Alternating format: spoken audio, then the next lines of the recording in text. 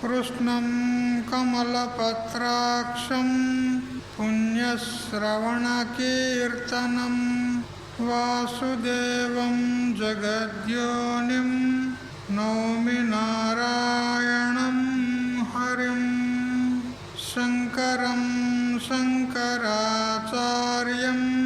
కేశవం బాదరాయణం సూత్రభాష్యకృతౌ వందే భగవంతౌ పునః పునః ఈశ్వరో గురురాత్మేతి మూర్తిభేదవిభాగినే వ్యోమవద్వ్యాప్తదేహాయ దక్షిణామూర్తయే నమః యుక్తాహారవిహారాయ వివిక్తస్థలవాసినే మలయాళయతీంద్రాయ బ్రహ్మనిష్ఠాయ తే నమః గీతా భాగవతాద్వైత తత్వామృతస్వరూపిణే గండిక్షేత్రనివాసాయ రామకృష్ణాయ తే నమః. ఓం పూర్ణమదః పూర్ణమిదం పూర్ణాత్ పూర్ణముదచ్యతే పూర్ణస్య పూర్ణమాదాయ పూర్ణమేవావశిష్యతే. ఓం శాంతి శాంతి శాంతి. స్వాంత పరికల్పిత బ్రహ్మాండంతర్వర్తి సకల చరాచర ప్రాణికోట్ల యొక్క అసత్ జడ దుఃఖ మోహాత్మకమైనటువంటి సకల ఉపాధుల కంటే విలక్షణమై సత్ చిత్ ఆనంద రూపం చేత స్వయం ప్రకాశమానమై వెలుగొందుచున్నటువంటి ప్రత్యేక అభిన్న పరమాత్మకు సాష్టాంగ ప్రణమిల్లుతూ ఆత్మీయులారా, శ్రీమద్ భగవద్గీత 4వ అధ్యాయము జ్ఞానకర్మ సన్యాస యోగం 21 శ్లోక పర్యంతం తెలుసుకున్నాము. నిరాశీర్యత చిత్తాత్మ త్యక్త సర్వ పరిగ్రహ శారీరం కేవలం కర్మ కుర్వన్నాప్నోతి కిల్బిషం. ఎవరైతే నిరాశీహి అంటే ఏ విధమైనటువంటి కర్మల యొక్క ఫలమునందు ఆశ లేనటువంటి వాడు, మరియు యత చిత్తాత్మ తన యొక్క చిత్తము తన యొక్క మనస్సు నియమనం చేసుకున్నటువంటి వాడు, సంయమనం చేసినటువంటి వాడు, మరియు త్యక్త సర్వ పరిగ్రహ సకల పరిగ్రహం అంటే వస్తువులను సమకూర్చుకొనుట అనేటువంటి పరిగ్రహ రూప ఏదైతే గుణం ఉన్నదో అది లేనివాడు, వస్తు సంచయం చేయడు. అటువంటి వాడు తన యొక్క జీవన నిర్వహణ కోసము శరీరం ద్వారా సహజంగా జరిగేటువంటి కర్మలు కుర్వన్ అంటే చేస్తున్నప్పటికీ కూడా కిల్బిషం నా ఆప్నోతి పాపమును పొందడు అని చెప్పుకున్నాం. ఇంకా ఎలా ఉంటాడు ఆ మహాత్ముడు అనంటే తర్వాతి శ్లోకంలో చెప్తున్నాడు. శ్లోకం చదవండి. 22వ శ్లోకం. యదృచ్ఛాలాభ సంతుష్టో ద్వంద్వాతీతో విమత్సరః సమసిద్ధావసిద్ధౌ చ కృత్వాపి న నిబధ్యతే. యదృచ్ఛా లాభ సంతుష్ట అంటే యాదృచ్ఛికముగా దైవికముగా అప్రయత్నంగా తనకు లభించినటువంటి వస్తువులతో మాత్రమే తృప్తి నొందేటువంటి వాడు. మరి ద్వంద్వాతీత ద్వంద్వములకు అతీతుడైనటువంటి వాడు. ద్వంద్వములంటే సుఖ దుఃఖాలు, ఇవి రెండు ఒక జంట. మానాపమానాలు ఇదొక జంట. లాభ నష్టాలు ఇదొక జంట. శీతోష్ణాలు ఇదొక జంట. వీటికి ఏమంటారంటే ద్వంద్వములు అంటారు. ఈ ద్వంద్వల నుండి అతడు విడుబడినవాడు, ద్వంద్వముల చేత అతడు అంటుకొననివాడు. మరి విమత్సరః మాత్సర్యము లేనివాడు. మాత్సర్యం అంటే ఇతరుల యొక్క ఔన్నత్యాన్ని చూసి ఓర్వలేనితనం, దానికి ఏమంటారు? మాత్సర్యం అంటారు. అది లేనటువంటి వాడు. మరియు సిద్ధి అసిద్ధి అందు సమబుద్ధి కలిగిన వాడు. సిద్ధి అంటే లేని వస్తువు ప్రాప్తమవుట, అసిద్ధి అంటే ప్రాప్తం కాకుండుట. తనకు ఏదైనా వస్తువు ప్రాప్తమైనప్పుడు కానీ ప్రాప్తం కాకున్నప్పుడు కానీ సమబుద్ధి కలిగి ఉంటాడు. ఉన్నా ఒకటే, లేకున్నా ఒకటే, ప్రాప్తించినా ప్రాప్తించకున్నా రెండిటి యందు సమాన బుద్ధి కలిగిన వాడు ఉంటాడు. అటువంటి వాడు కృత్వా అపి, అటువంటి యోగి ఎలా ఉంటాడంటే దేహధారణకు కావలసినటువంటి భోజనాదులకు తగిన కృత్యములు చేసినప్పటికీ నా బధ్యతే, అతడు బద్ధుడు కాదు, ఆ కర్మల చేత అతడు లిప్తుడు కాదు అని శ్లోకం యొక్క అర్థం. ఉదయం పూట మనం తెలుసుకున్నాం, ఇచ్ఛా ప్రారబ్ధము, అనిచ్ఛా ప్రారబ్ధము, పరేచ్ఛా ప్రారబ్ధం అని ప్రారబ్ధం 3 రకాలుగా ఉంటుంది. ఆ ప్రారబ్ధానుసారంగా అతనికి ఎంత ప్రాప్తమైతే అంతటితోనే తుష్టిగా ఉంటాడు, తృప్తిగా ఉంటాడు. అది అనుకూలమైన సంతోషించడు, ప్రతికూలమైతే అతడు ద్వేషించడు. ప్రారబ్ధం చేత వచ్చింది, అది సుఖమో దుఃఖమో ఇచ్చిపోతుంది అని అతడు ఈ సుఖ దుఃఖాల యందు, లాభ నష్టాల యందు, శీతోష్ణాల యందు, ద్వంద్వాల యందు సమస్థితి కలిగి ఉంటాడు. అతనికి వెలితి లేని తృప్తి ఉంటుంది. సామాన్యులకైతే ఎంత ప్రాప్తం చేసుకున్నా కానీ వెలితి ఉంటుంది, ఇంకా తక్కువనే ఉంటుంది. కోట్లు గడించినా కానీ ఇంకా తక్కువనే ఉంటుంది, తృప్తి ఉండదు. కానీ జ్ఞానికి అలా కాదు, ఏమి లేకున్నా కూడా తృప్తిగానే ఉంటాడు. అది జ్ఞాని యొక్క లక్షణం. సామాన్యులైతే 100 రూపాయలు ఉన్నాయనుకోండి, దీనికి ఇంకో 10 రూపాయలు జోడిస్తే 110 అవుతాయి. 110 అయినాక ఇంకో 10 రూపాయలు జోడిస్తే 140 అవుతాయి, 120 అవుతాయి. ఇట్లా వెళితే ఉంటుంది వాళ్ళకు, ఇంకా తక్కువనే ఉంటుంది.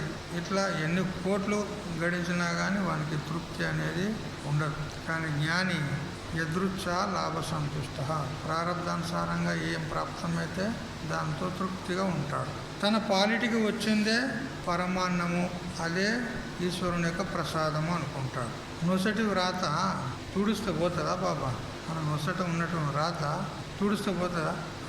అట్లా పోయేదంటే మనం ఎప్పటికీ తుడితేనే ఉంటాం, ఇట్లా ఇట్లా తుడితేనే పోవాలి. మరి పోతుందా?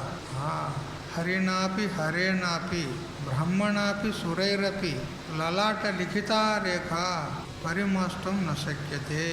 మన నుదుట రాసినటువంటి రాత ఏంటిది? ప్రారబ్ధం. అది హరి అంటే విష్ణుదేవుడు కూడా దాన్ని తుడిచివేయలేడు, బ్రహ్మదేవుడు కూడా, రుద్రుడు కూడా, ఎవ్వరు కూడా దాన్ని తుడిచివేయలేరు. వాళ్ళే ప్రారబ్ధానికి వంచితులయ్యి వాళ్ళే వాళ్ళ కర్మాన్ని అనుభవిస్తున్నారంటే ఇంకా ఇతరుల యొక్క ప్రారబ్ధాన్ని ఎలా తుడగలరు? శ్రీరాముడు, శ్రీకృష్ణుడు వాళ్ళ ప్రారబ్ధాన్ని అనుభవించారు, భగవద్ అవతారమైనప్పటికీ కూడా. అందువల్ల ఎవరితోనూ కూడా దాన్ని తుడిచివేయడానికి రాదు. అందుకని శాంతి చెదరనీయక నిండినటువంటి హృదయంతో పుష్టిగా ఉంటాడు జ్ఞాని. అంతేగాని పురుషార్థానికి దూరుడై ప్రయత్నహీనుడై సోమరితనంతో జడప్రయంగా ఉండడు. తృప్తిగా ఉన్నా శరీర నిర్వహణ కోసము ఎంత అవసరమో అంత కర్మలు చేస్తూనే ఉంటాడు, ఊరుకోడు, ఏదో ఒకటి చేస్తూనే ఉంటాడు. సోమరులు అయితే అన్నీ మానేసి కూర్చుంటారు, అలా కాదంటాడు ఇక్కడ. సోమరుల యొక్క హృదయంలో పిశాచము తాండవిస్తుంది అంటారు. నిజమేనా? మీకు ఎరుకుంటుంది. సోమరిపోతుల హృదయంలో పిశాచం తాండవిస్తుంది అంటే ఏమిటి? అజ్ఞానం. పిశాచం అంటే ఏంది? అజ్ఞానం. అజ్ఞానం చేత వాడు సోమరిపోతాయి, ఏ పని చేయక వాడు నాయం లోకోస్తి నపరో న సుఖం సంశయాత్మన అని భగవంతుడు చెప్పిన ప్రకారంగా వాడు ఈ లోకంలో సుఖపడడు, పరలోకంలో సుఖపడడు. వానికి ఎక్కడా సుఖం లేదు. మొన్న చెప్పుకున్నాం కదా, సోమరులకు ఎచ్చటను తావులేదు అని చెప్పుకున్నాం కదా. అది హర్ష శోకాలు, సుఖ దుఃఖాలు, లాభ నష్టాలు, మానాపమానాలు, శీతోష్ణాలు ఇవన్నీ కూడా ద్వంద్వ ధర్మాలు. ఇవి ఎవ్వి కూడా ఆ మహాత్ముని యొక్క చిత్తం పైన వాటి ప్రభావాన్ని చూపవు అంటాడు. అటువంటి మానవత్వాన్ని ఏమంటారంటే ద్వంద్వాతీతుడు అంటారు. ద్వంద్వాలకు అతీతుడు ఉన్నాడు. జ్ఞాని ఎలా ఉంటాడంటే విమత్సరుడు, అంటే ఇతరులకు ఔన్నత్యాన్ని, ప్రగతిని, అభివృద్ధిని చూసి ఓర్వలేనితనము మత్సరము అంటారు. అది లేనివాడు విమత్సరుడు. అందరూ కూడా ఉన్నతిని పొందాలి, అందరూ కూడా ప్రగతిని పొందాలి అనేటువంటి భావన ఉంటుందే కానీ వాడు ముందుకు పోతున్నాడు కదా అని కాలు పట్టి గుంజుదాము అనేటువంటి భావన ఉండదు. అది ఎవరికి ఉంటుంది? మూఢులకు ఉంటుంది, మూర్ఖులకు ఉంటుంది. వర్షాకాలంలో ఒక చెట్టు పైన ఒక కోతి వర్షానికి తడిసి అది గజగజ గజగజ వణుకుతుంది ఆ కోతి. అయితే అదే చెట్టు పైన ఒక పక్షి గూడు కట్టుకుంది మంచిగా. కొన్ని గూళ్ళు ఎట్లా ఉంటాయంటే చెట్టు కొమ్మకి ఇట్లా వేలాడి అవి గూళ్ళు కట్టుకుంటాయి కదా. ఎంత చమత్కారంగా కడతానంటే ఏ ఇంజనీర్ కట్టాడు దాన్ని, ఏ ఇంజనీర్ కట్టాడు దాన్ని. అంత చమత్కారంగా కడితే అవి బావిలో ఉన్నటువంటి చెట్లకు కూడా చివరి కొమ్మకు అవి గుళ్ళు కడతాయి. బావిలో ఇట్లా వేలాడుతుంటాయి కానీ ఆ గుడ్లు కింద పడి పిల్లలు కింద పడి అట్లా కడతాయి. అవి చమత్కారంగా ఉంటాయి. అయితే అట్లాంటి ఒక పక్షి గూడు కట్టుకుంది. అది గూటిలో ఉంది. దానికి వర్షం నీళ్ళు పడవు, గూటిలో ఉంది, పెచ్చగా ఉంది. అప్పుడు ఆ వణుకుతున్నటువంటి కోతిని చూసి ఆ పక్షి అంటదంట, ఏమే కోతి బావా, నువ్వు కూడా నాలాగా గూడు కట్టుకో కదా, ఒకటి కట్టుకుంటే ఈ వణుకుడు తప్పుతుంది కదా, ఎండకు వానకు చలికి ఏమి పరిస్థితి అని అంటే ఆ కోతి అందంట, ఏమే నువ్వు నాకు నీతి చెప్తున్నావా, నువ్వు నాకు బోధ చెప్తున్నావా, నీ గూడు ఎట్లుంటుందో నేను చూస్తా అని పోయి దాని గూడనే పీకేసింది కదా. అంటే నేను ఎట్లున్నానో నువ్వు అట్లే ఉండాలి అని తన తాత్పర్యం. ఈ కథ ఎందుకు చెప్పినా చెప్పు అంటే, ఈ పామరులు మూఢజనులు ఉంటారు కదా, ఈ దరిద్రులు, ఒకడు ముందుకు పోతుంటే పోనీయరు, వాని కాలు పెట్టి గుంజుతారు, వానికి అన్ని ప్రతిబంధకాలు తెస్తారు. నేను ఎట్లున్నా నువ్వు అట్లే ఉండాలి. అది జ్ఞాని అలా కాదు. అందరూ కూడా ప్రగతిని పొందాలి, అందరూ కూడా ముందుకు పోవాలి, అందరూ కూడా ఔన్నత్యాన్ని చెందాలి అనేటువంటి విశాల భావంతో ఉంటాడు. ఇది అయితే ఇక్కడ మత్సరం అనేటువంటి ఈ గుణము చేత మనం ఉపలక్షణంగా ఇంకా ఈ ఆసురీ సంపత్తిలో ఉండేటువంటి గుణాలు కామము, క్రోధము, లోభము, మదము, మత్సరము ఇవన్నీ కూడా మనం గ్రహించాలి అంటాడు. అలాంటి ఆసురీ సంపత్తి జ్ఞానిలో ఉండదు అని చెప్పినాడు. ఇక సిద్ధావ సిద్ధౌచ అన్నాడు. సిద్ధి అంటే ఏంది? అనుకున్న పని అయితే సిద్ధి అంటారు, తప్పితే అసిద్ధి. ఇష్టఫలం లభిస్తే సిద్ధి, ఫలించకపోతే అసిద్ధి. అయితే జ్ఞాని ఎలా ఉంటాడంటే సిద్ధిలో పొంగడు, అసిద్ధిలో కృంగడు, రెండిట్లో సమానంగా ఉంటాడు. ప్రాప్తించినా సరే, ప్రాప్తించకున్నా సరే ఒకే రీతిగా ఉంటాడు. కర్మ తత్వాన్ని తెలుసుకున్నటువంటి జ్ఞాని సిద్ధిలో కానీ అసిద్ధిలో కానీ సమత్వ స్థాయిలో ఉంటాడు. అటువంటి మహనీయుడు కృత్వాపి నా నిబధ్యతే. అతడు జీవన నిర్వహణ కోసం శరీరం ద్వారా దేహ పోషణ కోసము భిక్షాటన, స్నాన సంధ్యలు మొదలైనటువంటి చేస్తున్నప్పటికీ కూడా అతడు ఆ కర్మల చేత లిప్తుడు కాదు, బద్ధుడు కాదు అని చెప్పినాడు. అయితే అతడు ఇతరులకు చూడడానికి కర్మి వలనే కనపడతాడు, కర్మలు చేస్తున్నట్టు వలనే కనపడతాడు. కానీ ఆంతర్యంలో మాత్రం అతడు అకర్మి, అతడు ఏమి చేసేవాడు కాదు. ఎట్లా అంటే ఈ శరీరము మాయా కార్యం ఉన్నది, పంచభూతాల కార్యం ఉన్నది, పంచభూతాలు మాయా కార్యం ఉన్నాయి, మాయాకార్యమైన పంచభూతాల కార్యమైనటువంటి శరీరము ఇది మాయా కార్యమే. మాయనే మిథ్య. మరి మాయనే మిథ్య అన్నప్పుడు పంచభూతాలు మిథ్య, పంచభూతాల కార్యం శరీరం కూడా మిథ్య. ఈ మిథ్య అయినటువంటి శరీరంలో ఈ శరీరము, ఇంద్రియాలు, మనస్సు వీటితో జరిగేటువంటి కర్మ కూడా మిథ్య అని ఈ నిశ్చయంలో ఉంటాడు. కాబట్టి మిథ్య అయినటువంటి శరీరాల ద్వారా కర్మ జరిగితే జరగనీగాక నాకేం సంబంధం. ఇప్పుడు స్వప్నంలో కూడా మీరు అనేక పనులు చేస్తారు కదా, అక్కడ కూడా ఏదైనా పనులు చేసినట్టుగా స్వప్నం పడుతుంది, మీరు ఆ పనులు చేస్తారు అక్కడ. మరి నిజంగా చేసిన వారేనా మీరు? అంతా పులిక్కి అంతే కదా, ఏమంటారు, పుట్టిదే అంతా మిథ్య. అట్లే ఇతడు కూడా కర్మలు చేస్తాడు, చూసేవారికి చేసినట్టు కనపడతాడు, తనకు మాత్రము చేయలేడు. ఆంతర్యంలో అతనికి కర్మబంధం లేదు. ఎందుకు? అభిమానం లేదు, నిత్యత్వ నిశ్చయం చేసుకున్నాడు కాబట్టి. అయితే మనుష్యుడై పుట్టినప్పుడు మాత్రము కర్మలు తప్పకుండా చేసి తీరాలి. కోరిక ఉంటే అంటే మాత్రము కుదరదు. నహి కశ్చిత్ క్షణమపి జాతు తిష్టత్య కర్మకృత్. జాతు అంటే ఎప్పుడు కూడా అకర్మకృత్, కర్మ చేయకుండా నహి తిష్టతి, అప్పుడు ఎప్పుడు ఉండలేడు. నహి దేహ భృతాం శక్యం త్యక్తం కర్మాణ్యశేషత అంటూ 18వ అధ్యాయంలో చెప్తాడు. శరీరాన్ని ధారణ చేసుకున్నటువంటి ప్రాణి ఎవరైనా సరే అతడు కర్మలు వదలడానికి వీలు లేదు అని చెప్పినాడు. కాబట్టి కర్మలు చేయాలి, గత్యంతరం లేదు. కానీ ఆ కర్మల యందు ఆసక్తిని పెట్టుకోకుండా చెయ్యాలి అని ఇంతకుముందే భగవంతుడు 2వ అధ్యాయము 47వ శ్లోకంలో చెప్పినాడు. కర్మణ్యేవాధికారస్తే మా ఫలేషు కదాచన మా కర్మ ఫలహేతుర్భూ మాతే సంయోస్త కర్మణి అన్నాడు. కర్మణ్యేవ తే అధికార, కర్మ చేయుటయందే నీకు అధికారం ఉందే కానీ కర్మ ఫలాన్ని పొందుటయందు కోరుటయందు నీకు అధికారం లేదు.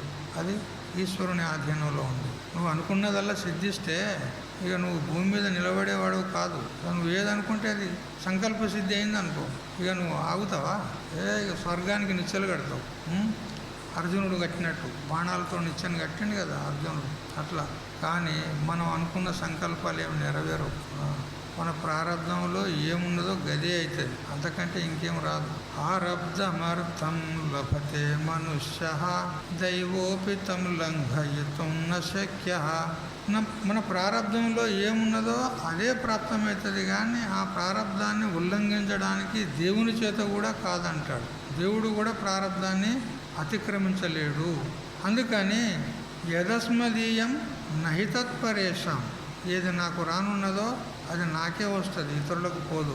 ఈ విధంగా నిశ్చయం కలిగి ఉంటాడు జ్ఞాని. మానవుడే కాదు, సృష్టిలోని ప్రతి వస్తువు కూడా కర్మ చేస్తూనే ఉంది అంటాడు. జడ వస్తువుల్లో కూడా క్రియ జరుగుతూనే ఉంది, కేవలం చేతన ప్రాణుల్లోనే కాదు.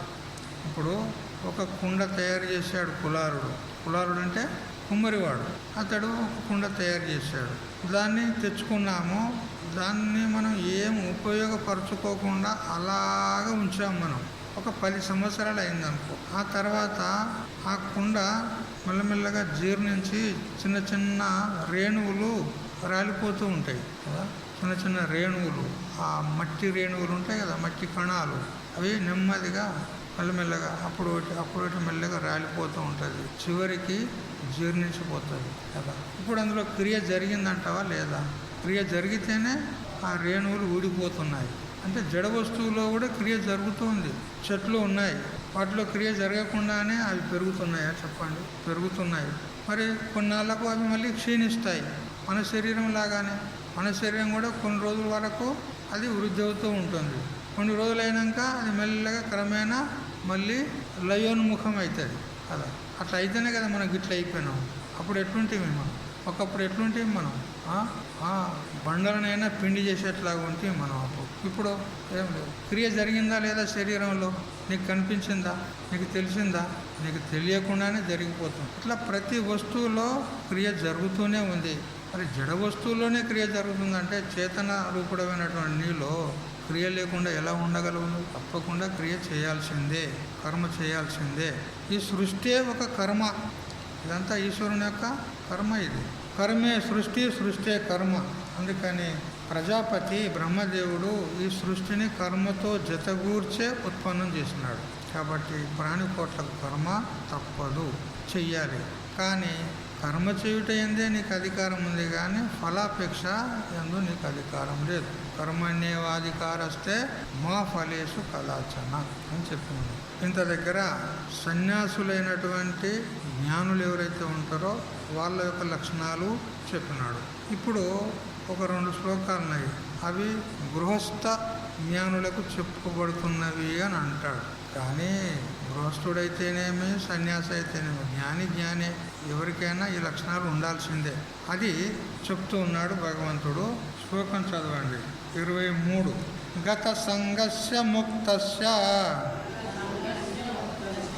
జ్ఞానావస్థిత చేతసః యజ్ఞాయాచరత కర్మ సమగ్రం ప్రవిలీయతే. గత సంగస్య, సంగం అంటే ఆసక్తి, దేని యందు కూడా ఆసక్తి లేనివాడయి, ముక్తస్య అంటే ఫలాపేక్షను వదిలిపెట్టి, జ్ఞానావస్థిత చేత సహా అంటే ఆత్మజ్ఞానం నందే నిలబడినటువంటి మనస్సు కలవాడు. అటువంటి వాడు అతడు చేసేటువంటి కర్మలు ఏవైతే ఉన్నాయో వాటిని యజ్ఞాయ ఆచరత, యజ్ఞము కొరకు ఆచరిస్తాడు. యజ్ఞం అంటే ఇంతకు పూర్వం చెప్పుకున్నాం మనం. యజ్ఞో వై విష్ణు, యజ్ఞ శబ్దానికి మనం చేసేటువంటి యజ్ఞం అని కూడా ఒక అర్థం ఉంది.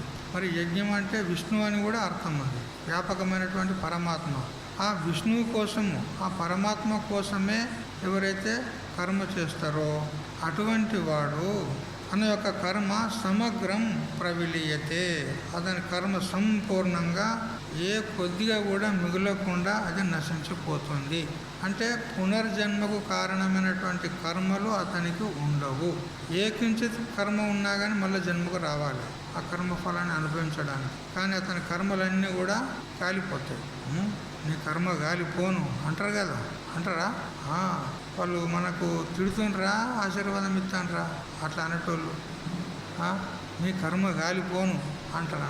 వాళ్ళు మనకు ఆశీర్వాదం ఇచ్చినట్ట తిట్టినట్ట మీరు అనుకుంటారు, తిట్టుతుండ్రు అని అనుకుంటారు. కానీ వాళ్ళు తిట్టడం లేదు. నీ సంసారం నాశనంగా అని అంటారు. తిట్టుకుంటారు కదా, నీ సంసారం నాశనంగా అని అంటారు. నిజంగా అది తిట్టా ఆశీర్వాదమా చెప్పు? ఆశీర్వాదం. సంసారం అంటే జన్మవరణ రూప సంసారం. నాశనం కావాలంటే నువ్వు మళ్ళీ జన్మకు రాకుందువు గాక, అంటే ముక్తుడు అవుదు గాక ఆశీర్వాదం ఇచ్చినారు నీకు. అది తిట్టుగా భావించవద్దు. మనకు గుర్తు లేదు, వాళ్ళు గుర్తు చేసినారు. అప్పుడన్నా కొంచెం జాగృతి కావాలి మనం. అవు కదా, నా సంసారాన్ని నాశనం చేసుకోవాలి, నేనే నాశనం చేసుకోవాలి, వాడిందా అనేది అని మనం ప్రయత్నం చేసుకోవాలి. ఎట్లా నాశనం అవుతుంది? తరతి శోకం ఆత్మవిత్ అని శాస్త్రం చెప్తుంది. ఈ శోకోపలక్షితమైనటువంటి సంసారాన్ని దాటేవాడు ఎవడయ్యా అంటే ఆత్మజ్ఞాని. మరి మనం కూడా సంసారాన్ని దాటాలంటే ఏం చేయాలి? ఆత్మజ్ఞానాన్ని సంపాదించుకోవాలి. అది లేకపోతే ఇంకా ఏ ఉపాయం చేత కూడా సంసారం నాశనం కాదు. కాబట్టి ఎవరైతే దేని యందు ఆసక్తి లేకుండా ఫలాసక్తిని విడిచిపెట్టి భగవంతుని కోసమే తన కర్మలన్నీ చేస్తాడో అటువంటి వాని కర్మలన్నీ కూడా ఏమి మిగలకుండా నాశనమైపోతాయి అని చెప్పినాడు. గత సంగుడు, ముక్తుడు, జ్ఞానావస్థిత చేతస్కుడు అని ఈ 3 లక్షణాలు స్థితప్రజ్ఞునికి చెప్పబడ్డాయి. స్థితప్రజ్ఞుడు అంటే జ్ఞాని, జీవన్ముక్తుడు. జీవించి ఉండగానే ముక్తుడు, చచ్చిన తర్వాత ముక్తుడు కాదు. జ్ఞానం కలిగితే, ఏ క్షణంలో జ్ఞానం కలిగితే అదే క్షణంలో ముక్తుడతాడు. అంతేగాని శరీరం పడిపోయిన తర్వాత ఏ లోకాంతరంలో పోయి ముక్తుడవుతాడని అనుకోకండి. ఈ శరీరం ఉన్నప్పుడే ఇక్కడే ముక్తుడవుతాడు. కాబట్టి ఈ 3 లక్షణాలు ఏవైతే ఉన్నాయో గత సంగుడు, ముక్తుడు, మరి అవస్థిత చేతస్కుడు, ఈ 3 లక్షణాలు జ్ఞానికి చెప్పబడ్డాయి. ఇవి వరుసగా ఒకదానికొకటి పూరకములు ఉన్నాయి అంటాడు, ఒకదానికొకటి హేతువులు ఉన్నాయి అంటాడు. కర్మయందు అకర్మను, అకర్మయందు కర్మను ఎవడైతే చూసేటువంటి వివేకి ఉంటాడో వానికి స్వర్గాది ఫలాలలో అపేక్ష ఉండదు.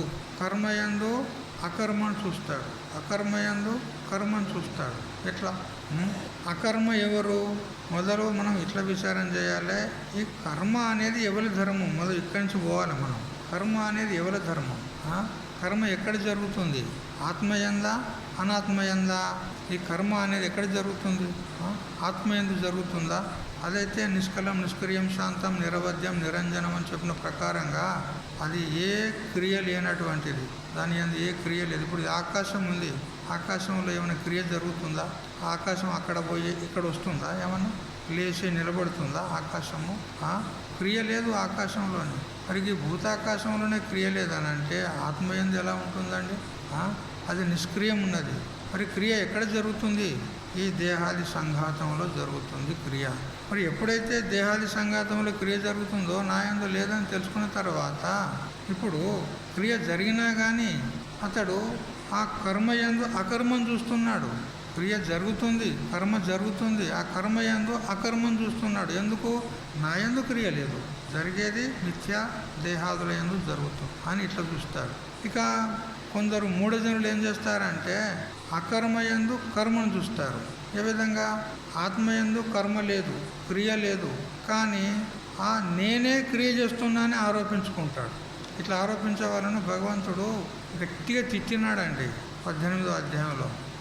తత్రైవం సతి కర్తారం ఆత్మానం కేవలంతు యః పశ్యత్యకృత బుద్ధిత్వాత్ న స పశ్యతి దుర్మతి అన్నాడు. వాడు దుర్మతి, మూఢుడు, మూర్ఖుడు అన్నాడు. వాస్తవంగా జరుగుతుంది దేహ సంఘాతంలో కర్మ. వాడు అనుకుంటాడు నేనే చేస్తున్నా అంటాడు, తన యందు ఆరోపించుకుంటాడు. వాడు మూర్ఖుడు కాదా చెప్పండి అని దుర్మతి అని తిట్టినాడు భగవంతుడు. మొన్న చెప్తే కదా ఒక దృష్టాంతం, సింహము ఆ చెట్టు మీద ఉన్నటువంటి కోతి నీడను కొడితే అది నన్నే కొట్టిందని దుంకింది. అది ఒకటేసారి. కానీ ఎక్కడ జరిగింది? దెబ్బ కొట్టింది ఎక్కడ? నీడ. అది అనుకున్నది నన్నే కొట్టింది అనుకున్నది. అవి ఇట్లా భ్రాంతిలో పడతాడు. చూసారా? ఇది అధ్యాస అంటారు, ఆరోపం అంటారు, కల్పితం అంటారు, విపరీత భావన అంటారు. ఇది ఈ ప్రకారంగా తన యందు ఆరోపించుకుంటాడు. యథా పుత్ర భార్యాదిషు వికలేషు సకలేషు అహమేవ వికలః సకలోవా ఇది బాహ్యధర్మాన్ ఆత్మన్యధ్యస్యంతి అని అధ్యాస భాష్యంలో శంకరుల వారు అంటారు. బ్రహ్మసూత్ర భాష్యంలో పుత్ర భార్యాదుల యందు సుఖదుఖాలు కలిగితే నాకే సుఖదుఖాలు కలుగుతున్నాయని వీడు భ్రమలో పడుతున్నాడు. ఈ జీవుల గతి గిట్ల ఉంది. అయితే జ్ఞాని అయినటువంటి వాడు మాత్రము అకర్మయందు కర్మను, కర్మయందు అకర్మను చూస్తాడు. మనం నిన్న 2 దృష్టాంతాలు చెప్పుకున్నాం, గుర్తున్నాయా? నదిలో పడవ మీద ప్రవహించే వానికి ఆ తీరంలో ఉన్నటువంటి చెట్లు వెనక్కి పరిగెత్తున్నట్టయితాయి. అవి స్థిరంగా ఉన్నాయి. చెట్లు ఎక్కడున్నాయి అక్కడనే ఉన్నాయి. అవి పరిగెత్తడంలే, వీడు పరిగెత్తుతున్నాడు పడవలో. కానీ ఆ స్థిరంగా ఉన్నటువంటి చెట్ల యందు వీడు క్రియను ఆరోపించాడు, అవి పరిగెత్తుతున్నాయి అని. అంటే అకర్మయందు కర్మను ఆరోపించినాడు. ఇక దూరంగా వెళ్తున్నటువంటి వ్యక్తి మనం దూరం నుంచి చూస్తే అతడు స్థిరంగానే ఉన్నట్టు నిలబడ్డట్టే కనపడతాడు, కానీ వాడు పోతూ ఉన్నాడు. మనలో క్రియ జరుగుతుంది. కర్మయందు అకర్మను చూస్తున్నాం మనం. ఆ నదీ తీరంలో ఉన్నటువంటి చెట్లలో అకర్మయందు కర్మను చూస్తున్నాము. ఇక్కడ వీడు కర్మ జరుగుతుంది, నడుస్తున్నాడు, కర్మయందు అకర్మను చూస్తున్నాం. అట్లా అదేవిధంగా ఈ శరీరాదుల యందు కర్మ జరుగుతూ ఉంటే జ్ఞాని నా యందు కర్మ లేదు అని ఈ విధంగా భావిస్తాడు.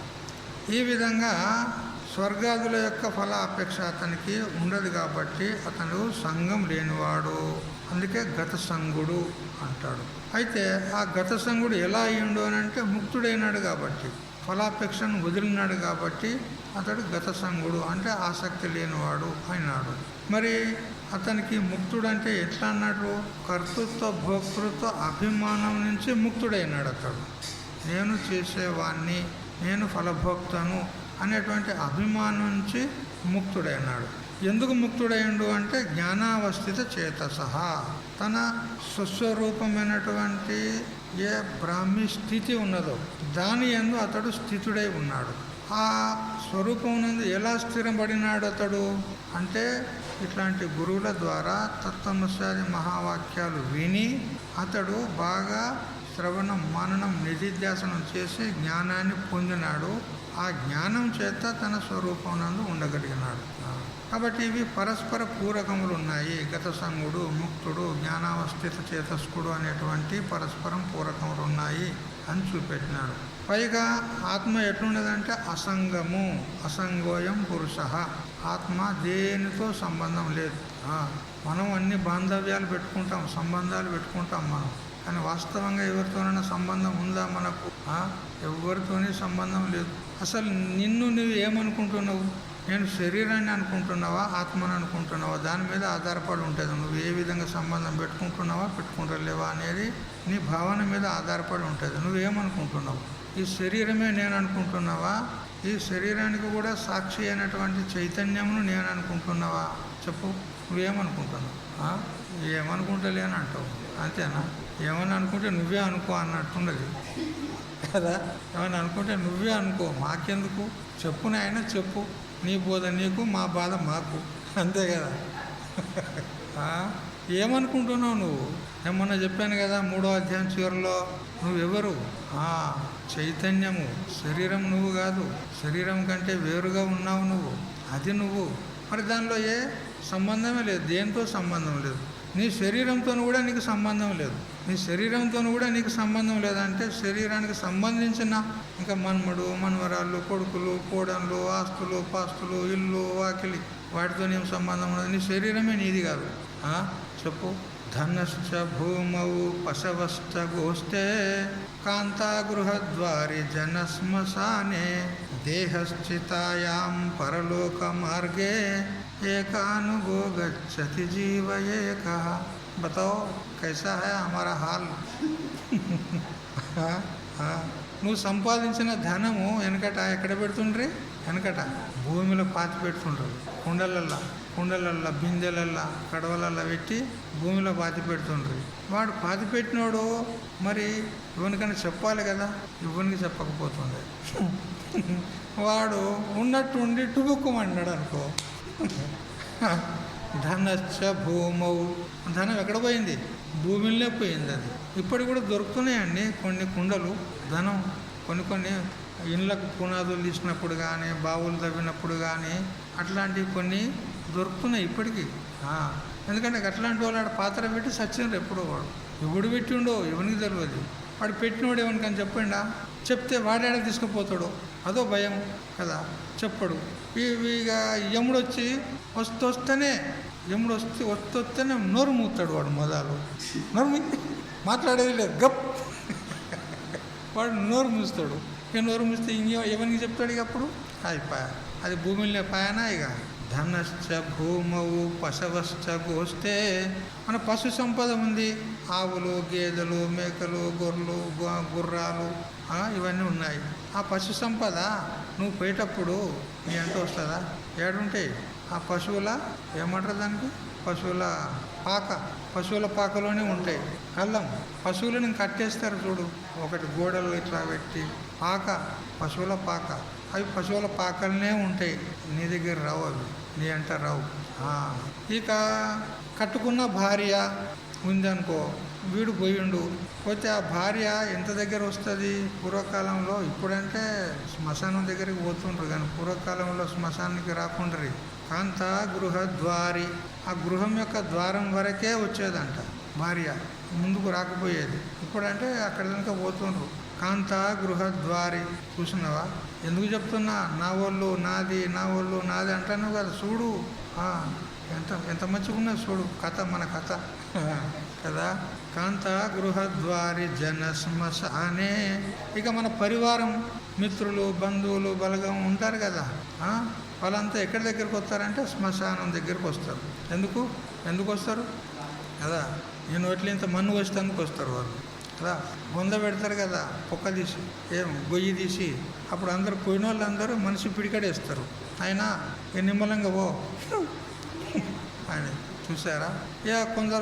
కొందరు సంప్రదాయాలు ఏం చేస్తారంటే ఆ చిత్తులో పెట్టి కాల్ చేస్తారు. 2 సంప్రదాయాలు ఉన్నాయి కదా. కొందరు భూమిలో పూడ్చిపెడతారు, కొందరేమో కాల్ చేస్తారు. మీది ఏ సంప్రదాయం? భూమిలో పెట్టేదా? నేను ఇట్లా పన్ను పోతారు కానీ వాళ్ళు వచ్చి మనిషి ఇంత పిడికడు మన్నేస్తారు ఇట్లా. ఇక చిత్తులో పెట్టి కాల్చేవారైతే ఆ శ్మశానం దగ్గరికి వస్తారు. బంధువులు బలగం అంతా మనిషికి ఒక పుల్ల వేస్తారు, మొదలే పేరుస్తారు, ఆ చిత్తుని పేరుస్తారు. ఇక మిగతా వచ్చిన జనం అంతా మనిషికి ఒక పుల్ల తీసి వేస్తారు, మా వంతుకు అని మనిషికి ఒక పుల్ల వేస్తారు. లేదా అట్లా వేసి అంటు పెడతారు కదా. ఇప్పుడు నీ శరీరం దేహశ్చితాయాం, దేహం ఎక్కడి దగ్గర వచ్చింది అంటే చితి మీది వరకు వచ్చింది, ఆ కష్టం కదా, అంతవరకు వచ్చింది. ఆ తర్వాత నీ అంటే ఏమొచ్చింది ఇప్పుడు చెప్పు. ఏకానుగో గచ్చతి జీవ ఏకః, వాడు ఒక్కడే పోవాలి అంతే, అన్నీ ఇక్కడనే పెట్టినాం కదా. ఇప్పుడు చెప్పు, నీదేమున్నది, నీకెవరితో ఏం సంబంధం ఉన్నది చెప్పు. అది తెలుసుకో. అది తెలుసుకుంటే ఇక దుఃఖం కలగది. ఎవ్వరు ఎవరికి కారు, అయిపోయిందా? కాబట్టి ఇట్లా తెలుసుకున్నావు అనుకో, నీకు చివరి దశలో దుఃఖం కలగది. అయ్యో నా బంధువులను వదిలిపెట్టిపోతున్నా కదా, నా మనుమన్ని వదిలిపెట్టిపోతున్నా కదా, నా కొడుకులను కోడలను ఆస్తిని ఐశ్వర్యాన్ని వదిలిపెట్టిపోతున్నా కదా అని దుఃఖం కలగదు. అందుకు దేంతో నాకు సంబంధం లేదు, ఏది నాది కానే కాదు, నాతో వచ్చేది కానే కాదు, మరి నేనెందుకు దుఃఖపడాలి అని హాయిగా శాంతంగా పోతావు. ఇది తెలుసుకో మంచిగా. కాబట్టి ఎవరితోని కూడా ఎవరికి సంబంధం లేదు. ఎవరికి వాడే యమునా తీరే బస్ అంతే. వాడు ఒక్కడే వచ్చిండు, ఒక్కడే పోతాడు అంతే. ఇది అయితే నేను దేహము కాదు, నాకు చావు పుట్టుకలు లేవు, నేను ప్రాణం కాదు, నాకు ఆకలి దప్పులు లేవు, నేను మనస్సును కాదు, నాకు సంకల్ప వికల్పాలు లేవు, శోకమోహాలు లేవు, కామక్రోధాదులు లేవు, నేను బుద్ధిని కాదు, నాకు కర్తృత్వ భోక్తృత్వాలు లేవు అని ఈ విధంగా మనము చింతన చేయాలి. నేను శరీరం అనుకుంటే దీనికి జన్మవరణాలు ఉంటాయి. నేను శరీరమే కాదు, నాకు జన్మవరణాలు లేవు. ప్రాణధర్మం ఏంది అంటే ఆకలి దప్పిక. ఆకలి దప్పికలు ఎవరి ధర్మాలు అంటే ప్రాణధర్మాలు. చూడండి, మీరు నీళ్లు త్రాగకుండా అన్నం తినకుండా ఉంటే మీ ప్రాణం యొక్క గతి ఎట్లా ఉంటుంది చూడండి. ప్రాణం యొక్క గతి మందగిస్తుంది. ఒక 4-5 రోజులు 10 రోజులు నువ్వు పూర్తిగా అన్నమే తీసుకోలేదు, నీళ్ళే తీసుకోలేదు అనుకో, ప్రాణం పోతుంది. ఎందుకు? ప్రాణం ధర్మాలు ఆకలి తప్పదు. ఇక సుఖ దుఃఖాలు ఎవరి ధర్మాలు? మనోధర్మాలు. ఎప్పుడైతే దేహము నేను కాదు, ప్రాణం నేను కాదు, మనసు నేను కాదు, బుద్ధి నేను కాదు అని తెలుసుకుంటావో అప్పుడు ఈ ధర్మాలు ఏవి నీకు ఉండవు. అవి నువ్వు కాకపోతే వాటి ధర్మాలు నీకెక్కడ వస్తాయి చెప్పుతాడు అని ఈ విధంగా నిస్సంగ స్థితిలో నిలబడేటువంటి శక్తి మనకు జ్ఞానం ద్వారా కలుగుతుంది. ఈ విధంగా మనకు ఇటువంటి ధైర్యము, ఇటువంటి స్థితి, నిర్భయ స్థితి ఎట్లా కలుగుతుందనంటే ఎల్లప్పుడూ సత్సంగం చేస్తూ ఉండు. సత్సంగం చేస్తుండు, మహాత్ముల యొక్క సహవాసంలో ఉన్నట్లయితే ఇటువంటి నిర్భయ స్థితి మనకు ప్రాప్తమవుతుంది. ఒక చీమ అనుకున్నదంట, నేను పాండురంగాన్ని దర్శిస్తే బాగుండు, ఆయన చరణాల చెంత నేను పోయి ఆయన చరణాలకు నమస్కరిస్తే బాగుండు అని అనుకున్నదంట చీమ. ఈ కొత్తపేట నుంచి ఎప్పుడు పోవాలి పండర్పూర్కి? ఆ చీమే ఎట్లా పోతుంది? ఎప్పుడు పోతుంది చెప్పు? కానీ ఈ కొత్తపేట నుంచి ఒక భక్తుడు పోతున్నాడు అక్కడికి పండర్పూర్కి. అయితే ఆ భక్తుని యొక్క పెట్టెలో వచ్చింది ఇది చీమ. భక్తుని యొక్క పెట్టెలో అందులో ప్రవేశించింది. ఇక భక్తుడు సూట్ కేసు పట్టుకున్నాడు, పెట్టె పట్టుకున్నాడు, పండర్పూర్ పోయాడు కదా. పండర్పూర్ పోయాడు. ఇక పండర్పూర్ పోయి ఒక పద్మశాలి మఠం అని ఉన్నది. మరి ఎప్పుడైనా పోతే పోండి, అక్కడికి పైసలు తీసుకుంటారు, పుణ్యానికి ఏం కాదు కానీ అంటే ఉండడానికి స్థలం ఇంకా అనేకం ఉన్నాయి అక్కడ. అంటే తెలుగువారి కోసమైతే పద్మశాలి మఠం అని ఉంది. పద్మశాలి మఠం కానీ ఆ నది ఒడ్డుగా కొంచెం లోపల ఉన్నది పండర్పూర్లో. అయితే కాశీలోనైతే జంగంవాడి మఠం మనం పోతే అది ఆ పెట్టెలో ప్రవేశించింది. వానితో పాటు పండర్పురం పోయింది సీమ. ఇక అతడు ఏం చేశాడు? పెట్టె తెరిచాడు. దానిలో ఏమైనా దుస్తులు ఏమైనా వస్తువులు ఉంటాయి కదా, తీయడానికి పెట్టె తెరిచాడు. పెట్టె తెరిచిన తర్వాత అది బయటకు వచ్చింది. పెట్టెలు ఉంటే మళ్ళీ మూస్తాడు వాడు, అందుకని బయటకు వచ్చింది. బయటకు వచ్చి ఇక వాడు అట్లా కొంచెం ఆ వీధి గుండా పోయినాడు. ఆ పూలమ్మే వాళ్ళు ఉంటారు కదా, పూలమ్మే వాళ్ళు, ఆ పూలు తీసుకున్నాడు భగవంతునికి అర్పించాలని. ఆ పూల దండలు తీసుకున్నాడు. ఇక వచ్చిండు. ఇక అన్ని సామాన్ అంతా రూమ్లో పెట్టుకున్నాడు. ఆ రూమ్కు తాళం వేసిండు. ఆ పూల దండలు పట్టుకొని భగవంతుని దర్శనానికి పోతున్నాడు. ఇదేం చేసింది? ఆ పూలమాలలో ప్రవేశించింది ఈ చీమ. ఆ పూలమాలలో ప్రవేశించింది. వాడు దాన్ని తీసుకొని పోయిండు. భగవంతుని దర్శనం చేసుకున్నాడు. భగవంతునికి పూలమాల అర్పించాడు పాదాల చెంత. ఇప్పుడు చీమ కూడా పాదాల దర్శనం చేసుకున్నదా లేదా? చూడు దాని భాగ్యం. అంటే మనకు భగవంతుని దర్శించుకోవాలనేటువంటి సంకల్పం ఉంటే చాలు, ఏ ప్రకారంగానైనా మనల్ని తీసుకెళ్తాడు అక్కడ. ఇప్పుడు అది పోయిందా లేదా? చీమే అది స్వతంత్రంగా పోగలుగుతుందా? కానీ ఏదో ఒక నిమిత్తం చేత ఆ భక్తుని ద్వారా అది పోయింది. అది అట్లా మనం కూడా భగవత్ సాక్షాత్కారం చేసుకోవాలంటే ఇట్లాంటి మహాత్ములను ఆశ్రయిస్తే ఆ మహాత్ముల ద్వారా మనం భగవంతుని దర్శనం చేసుకోగలుగుతాము. అందుకని సత్సంగం చేయాలి. ఎప్పటికీ సత్పురుషుల యొక్క సహవాసం చేయాలి. సత్సంగం అంటే ఏంది? సంతు మహాత్ముల యొక్క సహవాసంలో ఉంటే ఆ సద్వస్తువు యొక్క జ్ఞానాన్ని మనకు అందిస్తూ ఉంటారు. కాబట్టి ఆ సద్వస్తువు యొక్క చింతన చేసినట్లయితే ఆ పరమాత్మ యొక్క ప్రాప్తి మనకు అనాయాసంగా కలుగుతుంది. అందుకని ఎల్లప్పుడూ సత్సంగం చేస్తూ ఉండాలి. సత్సంగం సతతం గురు అని చెప్పింది. ఎల్లప్పుడూ సత్సంగం చేస్తూ ఉండాలి. ఈ 4 నెలలే కాదు, మేము పోయిన తర్వాత కూడా మీరు ఇంట్లో రామాయణమో భాగవతమో భారతమో ఏదో ఒకటి తెలిసిన వాళ్ళు చదువుకున్న వాళ్ళు ఉంటారు మీ ఇంట్లో, వాళ్ళకి చదువుమనాలి, మీరు కూర్చొని వినాలి. మీకు చదువు వస్తే మీరే చదువుకోండి. ఎప్పటికీ సత్సంగం నడుస్తూ ఉండాలి కదా. ఇక మేము పోయిన తర్వాతనైతే ఇంట్లోకి ఎవరు రాడిగా, ఏమి అంతేనా? కాబట్టి కదా మీరేం చేయాలంటే ఇంట్లోనే ఉన్న చోటనే ఉండి ఎల్లప్పుడూ సత్సంగం చేస్తూ ఉండాలి. సద్గ్రంథ పఠనం కూడా మనకు సత్సంగమే. ఎందుకంటే ఆ సద్గ్రంథంలో ఏం చెప్తుంది? సద్వస్తువు గురించే, పరమాత్మ గురించే చెప్తుంది కదా. మరి పరమాత్మ చింతన ఎక్కడైతే అక్కడ సత్సంగమే, అంతే. కాబట్టి మీరు ఎప్పుడు కూడా చేస్తూ ఉండండి. ఈ ప్రకారం చేసినట్లయితే ఆ భగవంతుని యొక్క ప్రాప్తి అయితే మన జన్మ ధన్యమైపోతుంది అని ఈ పూట సత్సంగాన్ని మనం ఈ రోజుతో ఇక్కడి నుంచే ఆపుదాము. రేపటి నుంచి మళ్ళా ఉదయం పూట తెలుసుకుందాం. హరి ఓం తత్సత్. ఓం సహనా భవతు సహనౌ భునక్తు సహ వీర్యం కరవావహై తేజస్వినావధీతమస్తు మా విద్విషావహై. ఓం శాంతి శాంతి శాంతి.